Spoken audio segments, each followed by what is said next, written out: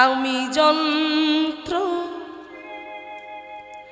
তুমি যন্ত্রী, আমি ঘর তুমি ঘরণী। আমি যন্ত্র তুমি যন্ত্রী, আমি ঘর তুমি ঘরণী। আমি রথ তুমি রথী, তুমি যেমন চালাও তেমনি চলি। আমি রথ তুমি রথী, তুমি যেমন চালাও তেমনি চলি। তারপর মা সকল তোমারই ইচ্ছা, ইচ্ছাময়ী তারা তুমি, তোমার কর্মটা তুমি করছো, কিন্তু লোকে বলছে সব আমি করি। হ্যাঁ, লোক তো, মানুষ তো এমনই হয়, ভগবান করাচ্ছেন তবু বলছে আমার বাড়ি, আমার ছেলে, আমার মেয়ে, আমার ছেলে ইঞ্জিনিয়ার, আমার মেয়ে ডাক্তার, আমি করে মরছি। বলছে না, তুমি আমি কেউ নয়, তিনি যেভাবে চালাবেন আমরা সেভাবে চলব। তাই কীর্তন হরিবাসরে এসেছি, উঠে দাঁড়িয়েছি, ভালো ভালো কীর্তনিয়ারা চলে গেছে। হ্যাঁ, এই শেষে আমাকে রেখেছে, আমি থেকে গেছি। জানি না কতটুকু গাইতে পারবো, কতটুকু বলতে পারবো। এই তবু আমি বলছি আমি নই, তিনি যতটুকু আমার মাধ্যম দিয়ে বলিয়ে নেবেন আমি ততটুকুই বলবো। আর আপনার আশীর্বাদ করুন, আপনাদের চরণধরি শিরোধার্য করি, নিতাই চাঁদ যেন কৃপা করেন, রাধারানী যেন আমার বদন দিয়ে হরিকথা কৃষ্ণ কথা স্মরণ করিয়ে নেয়। নিতাই গৌর প্রেমানন্দ একবার হরিব। তাই চলুন আজকে আমরা পদাবলী কীর্তন আস্বাদন করব, কীর্তনের মাধ্যম দিয়ে আমরা থাকব। তাই যে কীর্তনটি পরিবেশন হবে পদাবলী কীর্তন, আজকে কীর্তন গাইব ভগবান শ্রীকৃষ্ণচন্দ্রের দান লীলা। দেখুন আজকে জয়দেব বাবু তিনি কিভাবে ভগবানের চরণে নিজেকে উৎসর্গ করে দান করে দিলেন, তার সর্বস্বটা দিয়ে ভগবানের চরণে তিনি দান করলেন। হ্যাঁ, ভগবান তো প্রচুর বড় লোককে দেখবেন, অনেক ধনী ব্যক্তি আছে তাদের প্রচুর টাকা, কিন্তু কোন টাকাটা কোথায় খরচা করতে হয় সেটা কিন্তু সবার জানা থাকে না। হ্যাঁ, খরচা হয়, এই তোমরা ওগুলো নিয়ে বসো না, ওগুলো নিয়ে বসে তো কাউকে পড়াতে হবে না, এই দিকটা প্রচন্ড গন্ডগোল করছে, ওগুলো রেখে দাও, ওগুলো রেখে দাও।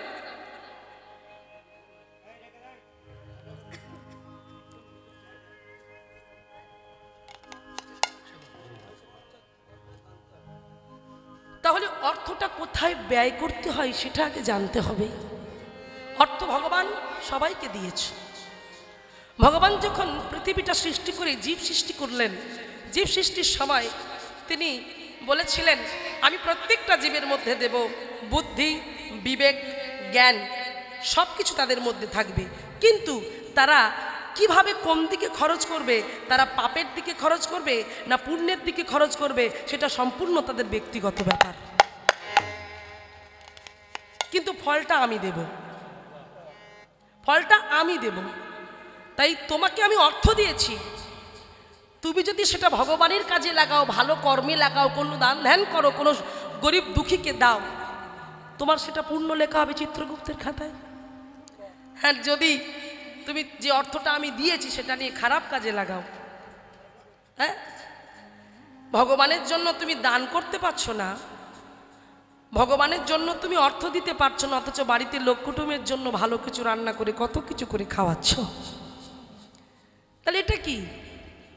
সেই জন্য ভগবান বিচারটা করবে পরে।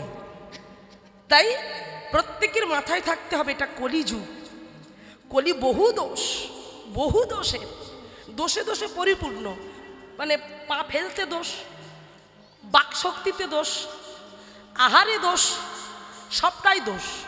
তাহলে কলির জীবকে ঠিকভাবে যে পাটা ফেলতে হবে। আর সেই জন্য মহাপ্রভু বললেন অসুবিধে কিচ্ছু নাই, আমি যে মন্ত্রটা নিয়ে এসেছি সেটা শুধু উচ্চারণ করলেই তোমাদের সকল দুঃখ চলে যাবে, তোমাদের পাপ স্পর্শ করতে পারবে না। সেটা হচ্ছে হরে রে নাম, হরে রে নাম, হরে রে নাম ওই বা কেবলম কলহু নস্তেব নস্তেব গতির অন্যথা। কলিযুগে নাম ছাড়া কোনো গতি নাই। কোনো গতি নাই, কোনো গতি নাই। তাই আজকে চলুন আমরাও দেখি আমরা কতটা দান করতে পারি। আর মহাপ্রভু আজকে তিনি কি দান চাইলেন নদিয়া নবদ্বীপের মাটিতে, সেটা আজকে আমরা লক্ষ্য করব। চলুন লীলার সেই লীলার গৌরচন্দ্রিকা পদাবলী কীর্তনের গৌরচন্দ্রিকা আমরা গাইছি, চলুন আমরা শ্রবণ করি।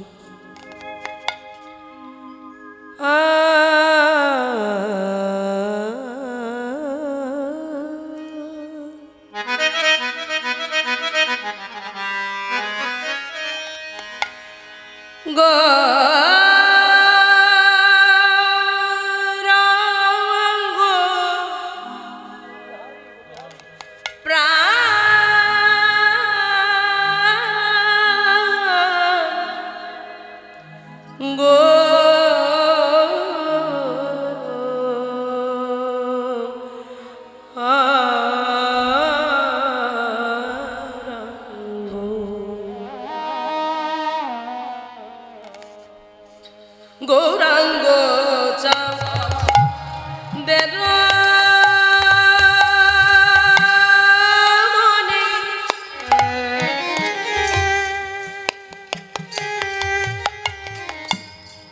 কি ভাবো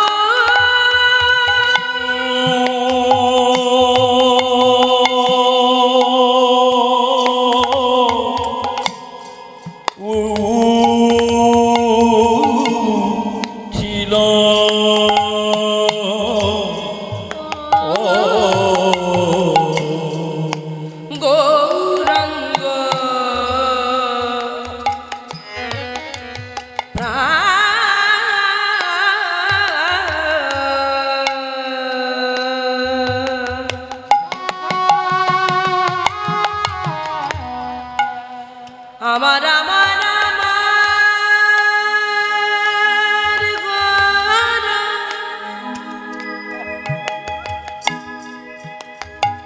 আজ ব্রজ ভাবে বিবাহিত হয়ে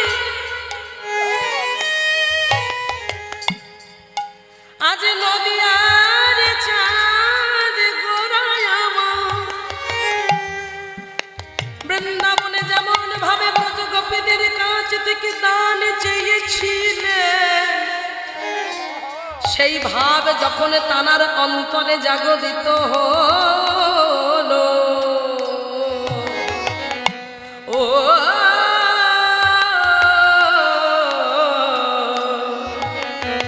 ব্রজ ভাবে বিভাবিত, ব্রজ ভাবে বিভাবিত হয়ে আমার গোরা দান চাইছেন। গৌরাঙ্গ চাঁদের মনে কি ভাবো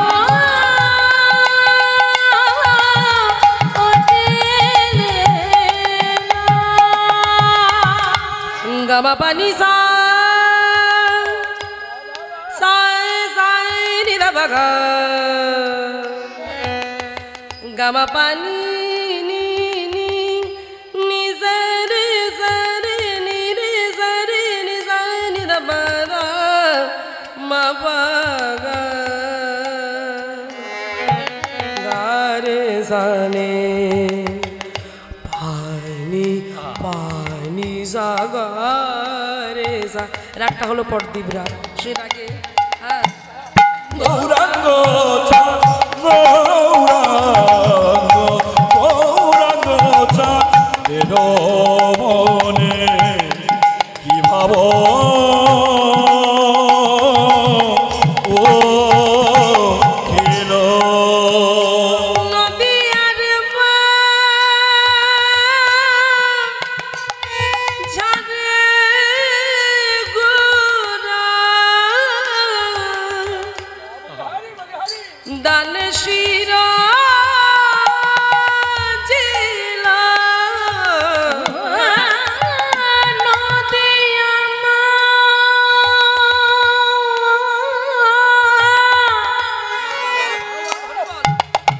মাঝারে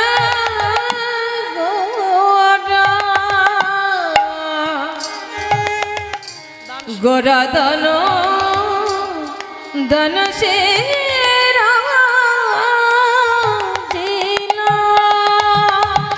ভাবে বোঝা তো যায় না,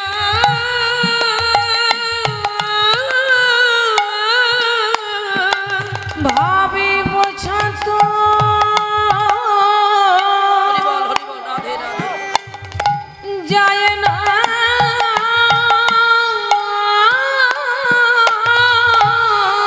ওগো ভাবে নিধি গোরার ভাবে বোঝা তো যায় না, আমার ভাব নিধি গোরার ভাবে বোঝা তো যায় না, আছে কি না ভাবি উদয় হলো ভাবে বোঝা তো যায় না, আজি পুরা বেলিলা স্মরণ করে ভাবে বোঝা তো যায় না, আজ নদী আর মাঝ আরে গোরা ভাবে বোঝা তো বলো তো যায় না, ওই না নদিয়া মাঝারে গোরা ভাবে বোঝা তো যায় না, ওই না নদিয়ার মাঝারে গোরা ভাবে বোঝা তো যায় না, ওই না কিনা ভাবে উদয় হলো ভাবে বোঝা তো যায় না, আবনিধি গৌরামা আজ পুরা লীলা স্মরণ করে আবনিধি গৌরামা আজি পুরা বেলা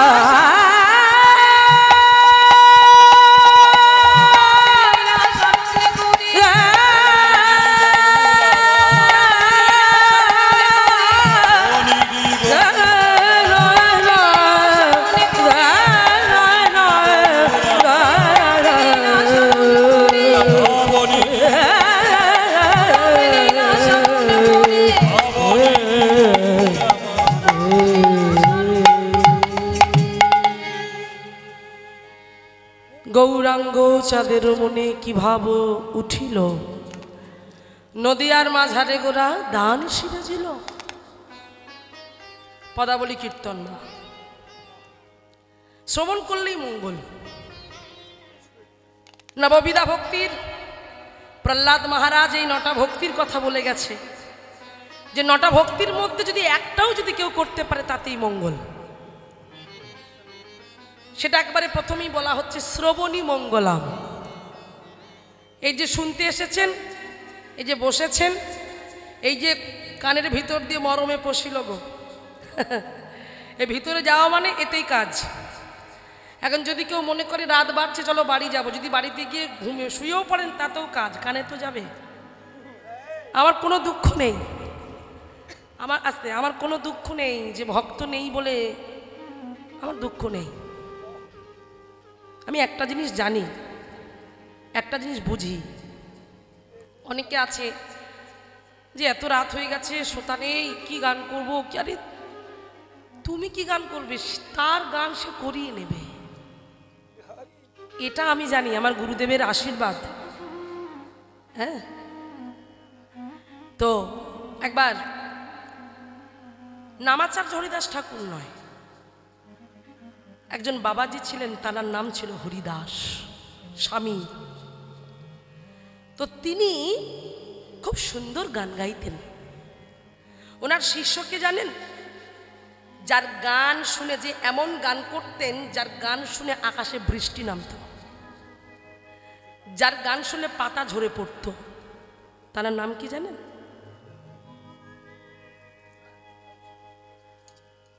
ও মাইরা, তানসেন। তানসেনকে তিনি গান শিখিয়েছিলেন হরিদাস স্বামী। হরিদাস স্বামীর কাছে তানসেন যখন গান শিখলেন, পারদর্শী হয়ে উঠলেন, একবার আকবরের রাজসভায় একটা প্রতিযোগিতা হয়েছিল। একটু মন দিয়ে শুনবেন আমি কি প্রসঙ্গে কথাটা বলছি। এই শ্রোতা নেই বলে দুঃখ নেই, এই কারণে কথাটা আমি বলছি।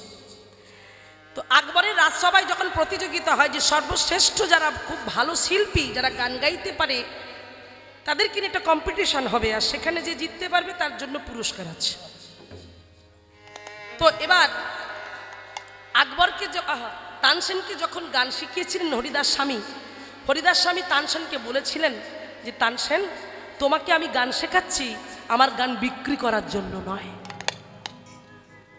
আমার গানকে একে তাকে শোনানোর জন্য নয়, গান যদি শোনাতে হয় তবে আমার ভগবানকে গান শুনিও। তানসেনের লোভ হলো, তানসেনের লোভ হলো যে আকবরের সভায় নাকি যে ভালো গান করতে পারবে, যার গানের দক্ষতা থাকবে, হ্যাঁ, তাকে নাকি শ্রেষ্ঠ পুরস্কার দেওয়া হবে। এই লোভটা তিনি সামলাতে পারলেন না। তাই তানসেন কি করলেন, নিজের গুরুদেবকে না জানে গুরুদেবের অজান্তে আকবরের রাজসভায় প্রবেশ করলেন। আর আকবরের রাজসভায় প্রবেশ করে যে সমস্ত শিল্পীরা এসেছে, সব শিল্পীর থেকে এই তানসেন যে সর্বশ্রেষ্ঠ শিল্পী সেটা জানতে আর কারো বাকি ছিল না। তাই আরও যারা শিল্পী ছিল তারা অবাক হয়ে গেল, তারা চিন্তা করতে লাগলো এই তানসেনের কাছে কি আমরা পারবো, যার গান শুনে বৃষ্টি হয়, যার গানের এমন সুর পাতা ঝরে পড়ে, আমরা কি গান গাইব?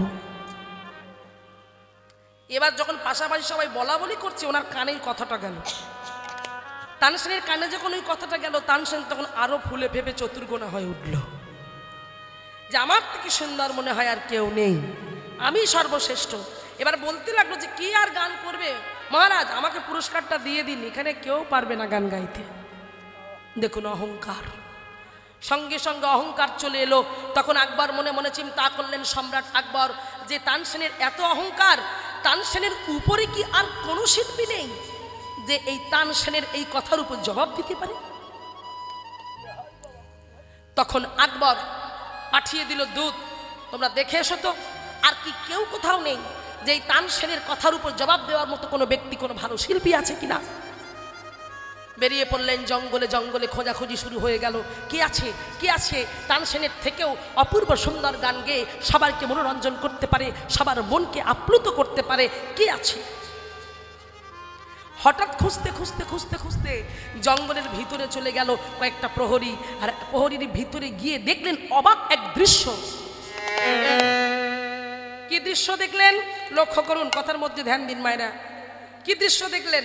দেখো মায়েরা, দেখলেন ওমা বাঘ শিকার ধরে, দেখবে বাঘের শিকার হচ্ছে কে? হরিণ।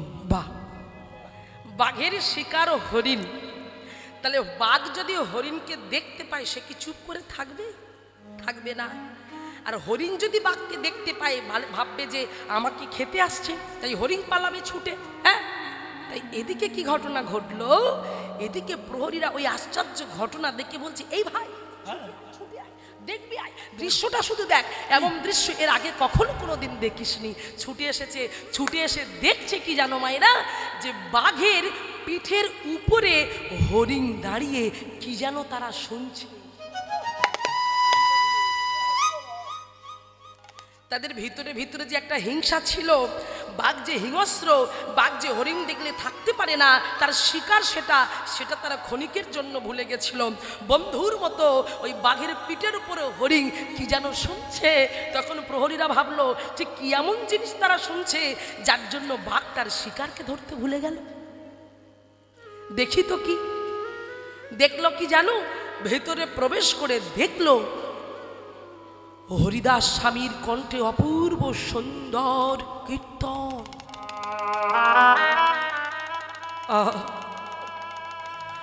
অপূর্ব সুন্দর কীর্তন শ্রবণ করে তারাও মোহিত হয়ে গেল। এত সুন্দর কীর্তন গায়, এত অপূর্ব যার কণ্ঠ, এত অপূর্ব যার কণ্ঠের সুর, ইনিই পারবে যোগ্য জবাব দিতে। তাই তারা তাদের চরণ ধরলেন, হরিদাস স্বামী চরণ দুটো জড়িয়ে ধরলেন যে আপনি জানি না আপনার নাম কি, আপনি কেনই বা এত সুন্দর সুর আপনার কণ্ঠে, কেন বা আপনি জঙ্গলে পড়ে আছেন? আপনি তো জঙ্গলে পড়ে থাকার মানুষ নন। চলুন আপনি আমার সঙ্গে, আমাদেরকে রাজা আকবর, সম্রাট আকবর পাঠিয়েছেন, তার সভায় আজকে গানের একটা প্রতিযোগিতা হবে। সেখানে যদি আপনি যান তাহলে আপনি একজনকে উপযুক্ত জবাব দিতে পারবেন, কারণ তার আমিত্বের বড়াই, সে নাকি সব থেকে শ্রেষ্ঠ শিল্পী, তার মতো সঙ্গীত নাকি কেউ গাইতে পারে না। তাই আপনি যদি যান, আমরা মনে করি আপনি তার সঠিক জবাবটা দিতে পারবেন। তাই চলুন আমার সঙ্গে।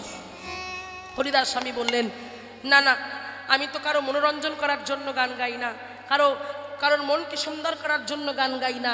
আমি যার জন্য গান গাই সে তো আমার মাধব। আমি তো আমার ভগবানের জন্য গান গাই। ভগবানের গান ছাড়া যে আমি কারো গান যাই না, আমি তার গান গাই। কি গাই জানো? মাধব। পদাবলী কীর্তন, বিদ্যাপতি ঠাকুরের পথ।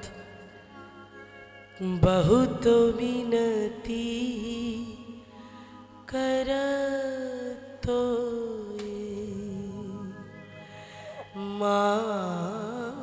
माधव, बहुत विनती करतो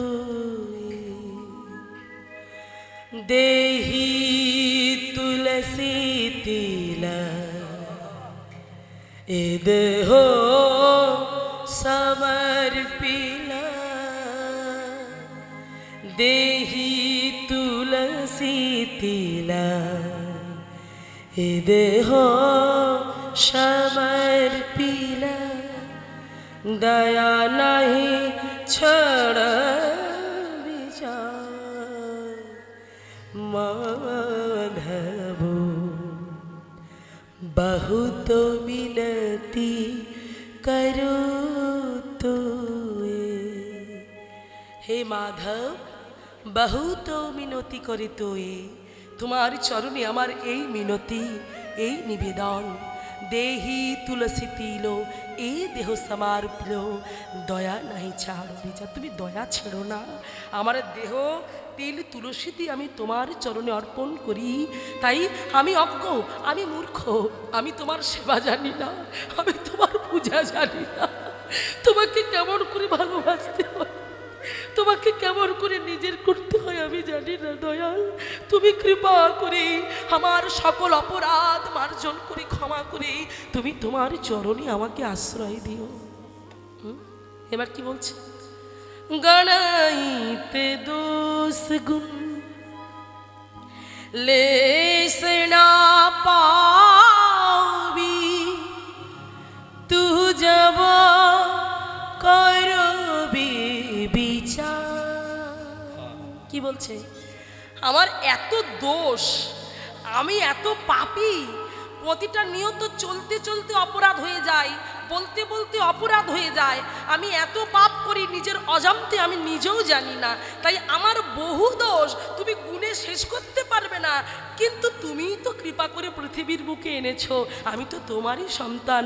যা করছি জগতের বুকে এসে তো করছি, তোমার সামনে এসে করছি। তুমি কৃপা করেই আমার সকল অপরাধকে ক্ষমা করে দিয়ে তুমি তোমার করে নাও প্রভু। গনাইতে দোষ গুণ लेस ना पावी, तू जब करबी বিচার। तू जगन्नाथ जगत कहावसी, जग बाहिर नई। এবার বলছে किए मानुष पशु पक्षी जनमिए, अथवा कीटो पतंग कर्म विपाके, गतगति केवल मोती रहुतु आपदोष। ভনয়ে বিদ্যাপতি অকরণ মাধব, ভলয় বিদ্যাপতি পদকর্তা বিদ্যাপতি চরণে প্রণাম করছে। হে দয়াময়, হে করুণাময়, আমি তোমার সৃষ্টি, তুমি আমাকে সৃষ্টি করে পৃথিবীর বুকে এনেছো, তাই আমার যত দোষ, আমার যত গুণ, আমি ভালো করি আর মন্দ করি সবটাই আমি তোমার কাছ থেকে পেয়েছি, তাই তুমি কৃপা করে আমাকে শুদ্ধ মুক্ত করে তোমার চরণে রেখে দাও। মাধব বহুত মিনতি করো তুমি। বাবা বাবা, অপূর্ব অপূর্ব সুন্দর। আমার গান নয়, আমি গাইছি বলবো না। কে বলছে, কারা বলছে অপূর্ব সুন্দর? গানটা গাইছে কে? হরিদাস স্বামী। আর হরিদাস স্বামী যখন গানটা গাইলেন, প্রহরীরা তারা শুনে মোহিত হয়ে গেল। তারা বলছে যে এত অপূর্ব সুন্দর গান গাইতে পারে, আজ এই তানসেনকে উপযুক্ত শাস্তি দিতে পারে এই হরিদাস স্বামী। তাই আপনি চলুন। যেই বলেছে তানসেনকে উপযুক্ত শাস্তি দিতে পারে, তখন হরিদাস স্বামী বলে, কি নামটা বললে? কি নাম বললে? আর একবার বলো। নামটা খুব চেনা চেনা লাগছে। বলছে তানসেন। তানসেন সে এমন গান গায়, যার গান শুনে আকাশ থেকে বৃষ্টি হয়, পাতা ঝরে পড়ে। সেই তানসেন, সে তাকে সর্বশ্রেষ্ঠ শিল্পী বলে মনে করে। আর সেই জন্য তার এত অহংকার, আর সেই জন্য সম্রাট আকবর আমাদের পাঠিয়েছে যে এর মুখের উপর জবাব দেওয়ার জন্য। এই দেখো কি বললে, আমি তোকে গান করতে বারণ করেছি? নিজের যশ কুড়ানোর জন্য, নিজের নাম কেনার জন্য তো আমি গান ওকে শেখাইনি। আমি তো গান শিখিয়েছি আমার মাধবকে সন্তুষ্ট করার জন্য, আমার ভগবানকে সন্তুষ্ট করার জন্য। ওইটা ও কি করলো? বলছে তাহলে আপনি ওকে চিনেন? বলছে অবশ্যই চিনি, ও আমার শিষ্য। চমকে উঠলেন প্রহরীগণ, যে আপনাকে যেতেই হবে, আপনিই পারেন। সঙ্গে সঙ্গে নাম করানোর জন্য হরিদাস স্বামী গেলেন না, ওই তানসেনকে শাস্তি দেওয়ার জন্য তিনি গেলেন। তানসেন যখন গিয়ে সবার মধ্যে গেছে, সবাই দেখছে এটাকে, তানসেন অবাক হলে, কি ইনি কি করে এলো এখানে? গুরুদেব কি করে এলো? আবার ভাবছে গুরুদেব আসুক, উনি তো বুড়ো হয়ে গেছে, ওনার তো বয়স হয়ে গেছে, উনি কি আর আগের মতো গান গাইতে পারবে? এত কণ্ঠস্বর এত ভালো তো আর নেই। এখন গান গাইতে গেলে কাঁপবে, থর করে গলা কাঁপবে। তাই উনি কি গান গাইবে? আমি যা জানি, এই দেখুন সবার মধ্যে ডেকে যখন হরিদাস স্বামী গান শুরু করলেন, সেই গান শ্রবণ করে সম্রাট আকবর আরো যারা রাজন্যবর্গ ছিল তারা সবাই পাগল হয়ে গেল। এবং যার অহংকার ছিল তানসেন, সেই তানসেনের চোখ থেকে জল পড়তে লাগলো। আমি কি গান শুনলাম? ছুটে গিয়ে গুরুদেবের চরণ জড়িয়ে ধরল। গুরুদেব বলেছিল, ওগো তানসেন, গান শিখিয়েছিলাম আমার মাধবকে শোনানোর জন্য, সবার মনোরঞ্জন করার জন্য আমি তোমাকে গান শেখাইনি। তাই আমি এখানে উপহার পেতে আসিনি, আমি তোমাকে শিক্ষা দিতে এসেছি, আমি তোমাকে শিক্ষা দিতে এসেছি। তাই মায়েরা, আমার এতগুলো কথা বলার একটাই কারণ, হরিবাসরে কার ঘুম পেল, কার না পেল, কে বসলো কে না বসলো আমি দেখব না। আমি যাকে শোনাতে এসেছি আমি তাকে গান শুনিয়ে চলে যাব। নেতাই গৌর প্রেমানন্দ একবার হরিব জয় রাধে। তাই আজকে দেখুন সেই মহাপ্রভুর পুরাবের স্মৃতি মনে পড়ে গেল। কারণ আমরা সবাই জানি যে যিনি গৌর তিনিই তো আমার দাপরের ভগবান কৃষ্ণচন্দ্র। তাই পুরাবের ভাবটা জাগরিত হলো।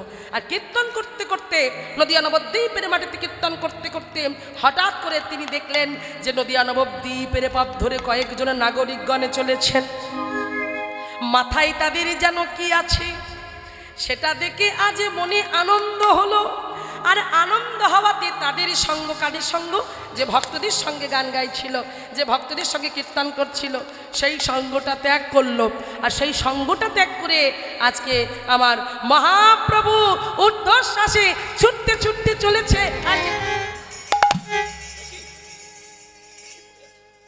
ঊর্ধ্বশ্বাসে যেতে যেতে হঠাৎ করে দেখলেন পথের মাঝখানে একটা বেত্র পড়ে আছে। বেত্রটা কিসের? মায়েরা লক্ষ্য করে দিকে, বেত্রটা কিসের? বেতের লাঠি। বেতের লাঠি দেখেছো মায়েরা? বেতের লাঠি। সেই বেতের লাঠিটা দেখতে পেয়ে মহাপ্রভু আমার তৎক্ষণাৎ কুড়িয়ে নিলেন। সেই বেতের লাঠিটা কুড়িয়ে নিয়ে এইবার ছুটতে ছুটতে চলেছেন কোথায়? দেখছেন যে নাগরিকগণগুলো মাথায় কি যেন নিয়ে চলেছিল, হ্যাঁ, সেটা দেখে মহাপ্রভু ছুটে গিয়ে দাঁড়িয়ে যায়।